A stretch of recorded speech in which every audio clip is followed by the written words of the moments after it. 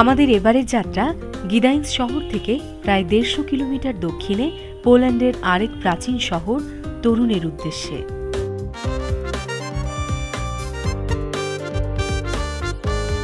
তরুণ শহরে ঢোকার মুখেই ভিস্তলা নদীর উপরে বিশাল সেতু পার হতে হয়। গাড়ির জানালা দিয়ে দেখা তরুণ শহরের সৌন্দর্য ভালো লেগে যায়।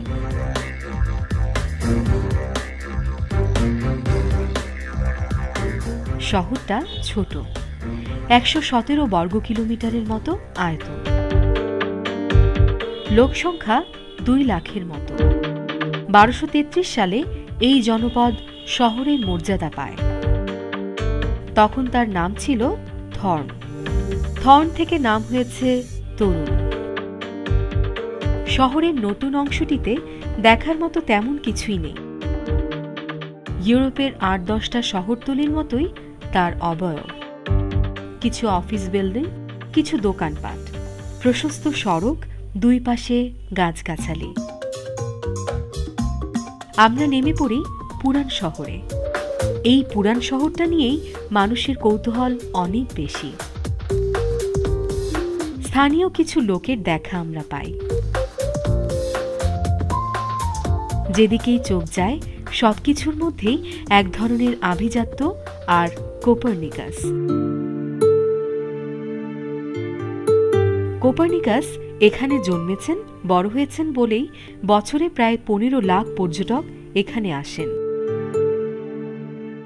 এই খোলা ময়দানের রেস্টুরেন্টে খান, এখানকার হোটেলে থাকেন, বিকেলবেলা ভিস্তলা নদীর পাড় দিয়ে আরাম করে হাঁটেন।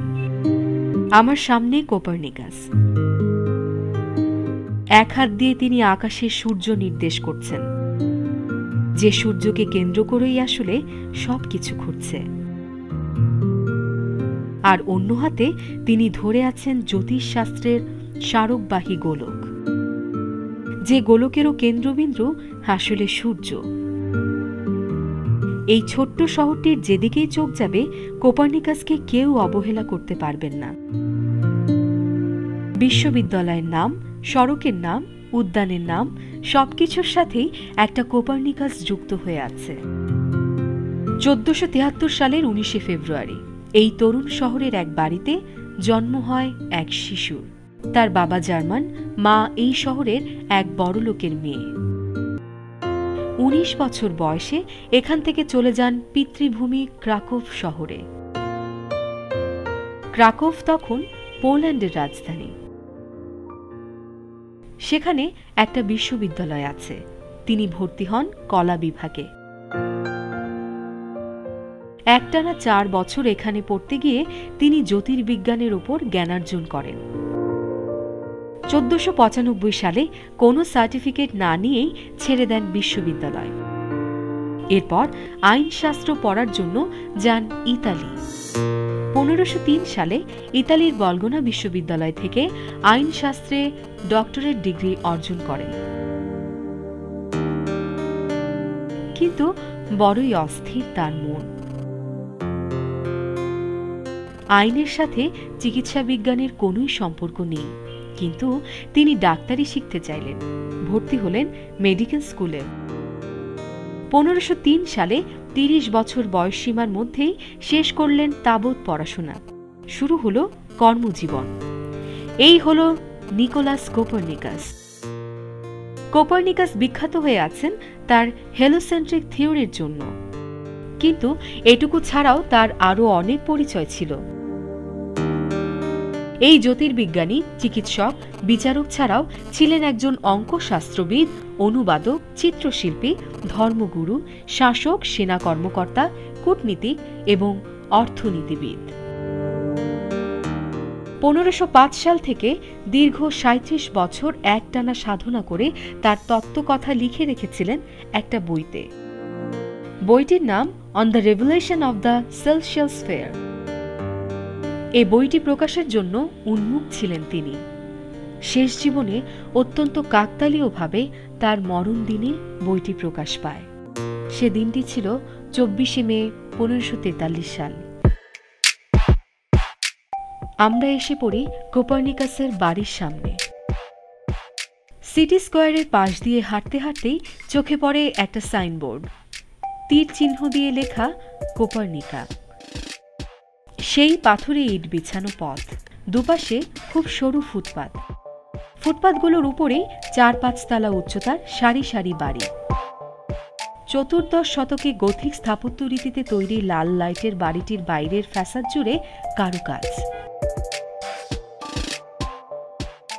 এটি কোপার্নিকাসের পৈতৃক বাড়ি। এই বাড়িটিতেই কোপার্নিকাস জন্মেছিলেন এবং জন্মের পরের প্রথম 7 বছর এই বাড়িটিতেই কাটিয়েছেন।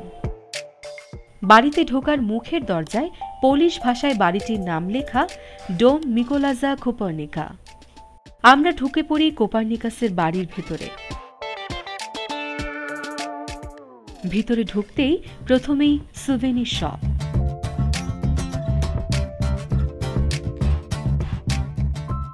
সুভেনির শপের পাশেই আমরা পেয়ে যাই ইংরেজি জানা এক পোলিশ তরুণীকে। তিনি এই জাদুঘরের গাইড। কথা হয় তার সাথে। বাঁকানো সিঁড়ি বেয়ে উঠতেই চোখে পড়ে জ্যোতিষশাস্ত্র সংক্রান্ত চিত্রকর্ম।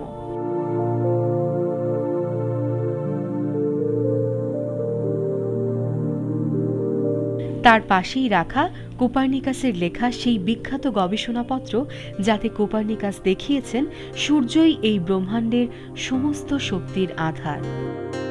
সূর্যকে কেন্দ্র করেই সবকিছু আবর্তিত হচ্ছে, এবং জ্যোতিষশাস্ত্রের আরও অনেক খুঁটিনাটি।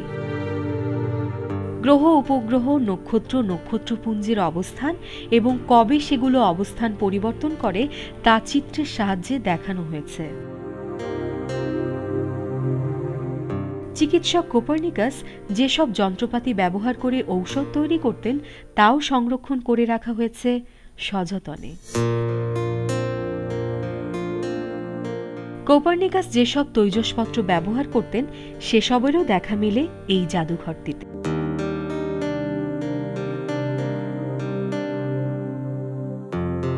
কোপার্নিকাস যে বাড়িটিতে জীবনের শেষ দিনটি পর্যন্ত কাটিয়েছিলেন সে বাড়িটি এখন কোপার্নিকাস জাদুঘর। আমরা এঘর ওঘর করতে থাকি।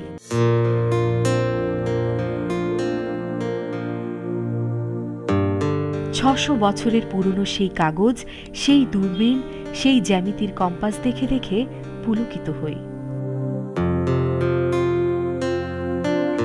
এই জাদুঘরে বেশি সময় আর থাকা হয় না আমাদের। পাশাপাশি একই ডিজাইনের দুটো বাড়ি, যে বাড়িটিতে তার জন্ম সেটা ঠিক পাশের দালান। পরপর দুটো দালান নিয়ে এই জাদুঘর। তার জন্মঘরটির 3টি ফ্লোরই সাজানো হয়েছে পঞ্চদশ শতাব্দীর ব্যবহৃত তৈজসপত্রের উপকরণ দিয়ে। সেই মাটির রান্নাঘর,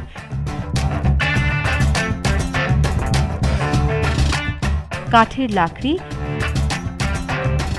ঘর গরম রাখার কয়লা, নিজের কাপড় নিজে বোনার তাঁত মেশিন, সেই বাসন কোসন এবং কাপড় চোপড় দিয়ে। কোপার্নিকাসের নানা যেহেতু বিত্তশালী ছিলেন, তাই পঞ্চদশ শতাব্দীর সম্ভ্রান্ত পরিবারে ব্যবহৃত কাঠের কারুকাজময় শোবার খাট, আলমারি এবং চেয়ার টেবিলও এখানে রাখা হয়েছে সাজিয়ে। শুধু তাই নয়, সে সময় পোশাক পরে মোমের মূর্তির অবয়ব নিয়ে পঞ্চদশ শতকের পোলিশ নারী পুরুষের ঘরকন্যার পরিবেশটিও প্রায় নিখুঁতভাবে এখানে সাজানো।